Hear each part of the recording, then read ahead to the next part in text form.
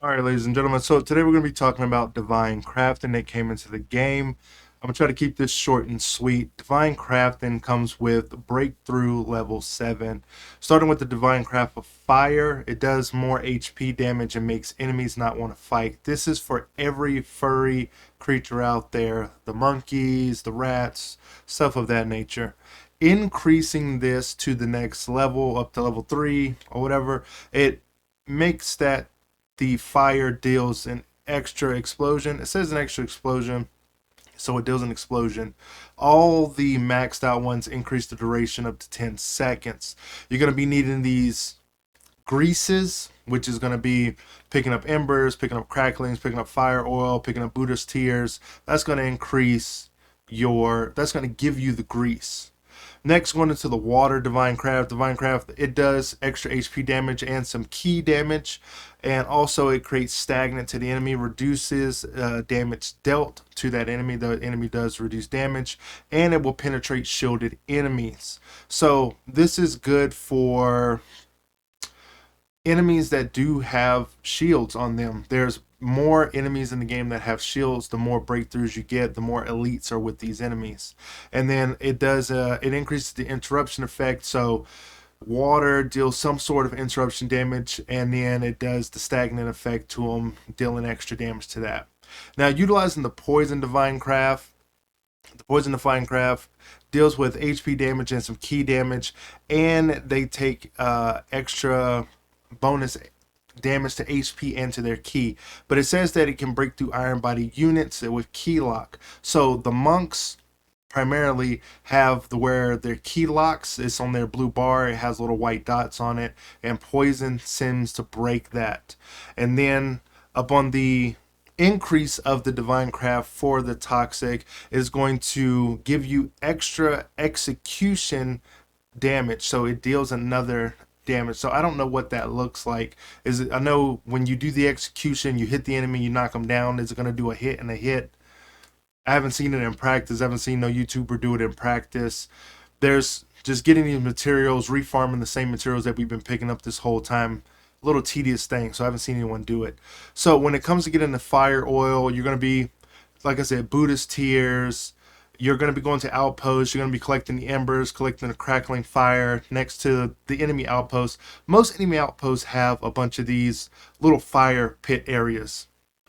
Collecting Buddhist tears are kind of a pain in the butt in order to get those. So just collecting them on the ground, unless you're going out of your way to farm this material for the Buddhist tears, I would just say continue doing your outposts, continue to getting the embers from the little fire pits that be laying on the ground, or not laying on the ground, by the cooking area that's by the front entrance, on the side of each door, stuff like that. The aqua wax is a lot easier to get. You can go to Blissful Retreat, go to the watery areas over there, pick those up. But also picking up the Beauty's Garment. The Beauty's Garment, again, is a little bit of a pain in the butt to get.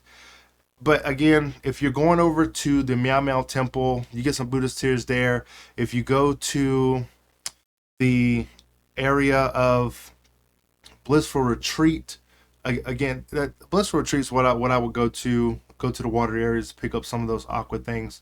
I wouldn't go out of my way to do any of this stuff. They do add a level of I don't know, get to the character, but it isn't game changing, it is game breaking. The enemies in the game after Breakthrough 7 become a lot more tougher. I don't know if that's the proper way to say it. A lot more tougher. They get more affixes. Their resistances get up to level 3. They hit like trucks. It's a gear check every single time that you run into one of these little groups of enemies, as they become significantly harder.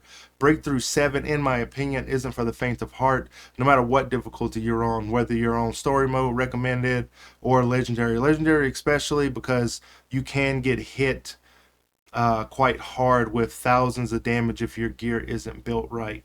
So, so to wrap this all up, divine crafting is cool. It adds a little bit of giddy up to your overall kit, but what it comes down to with these divine craft items, that you can only equip one at a time. There's no way to kind of change them on the fly. There's no hold the up button on the directional pad in order to select the poison, water, or fire element that you want. It's weird in that aspect as you're kind of locked into the one thing that you always use. So it just depends on what you want to use, or I don't know if they could simplify the system, because it seems like there's going to be more divine craft options in the future. And from what I understand, this game's already been out for a year and a half or 2 years in China, and no one's complained about that you can't really change divine crafts on the fly, and that's kind of annoying. I don't think that we use the down on the D-pad for anything, so I don't know why there can't be a cycle of divine crafts between the up button and down button.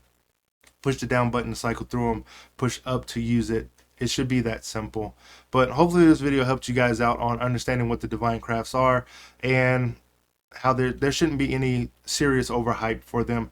It is, again, a little giddy up into your gameplay, but it isn't something that's going to dramatically overall change your build and make you an overpowered character by being a poison, fire, or water master in the game. Where the Winds Meet is still an amazing game. Like, share, and subscribe to the Main Sun Plays channel, and I will see you in the next one.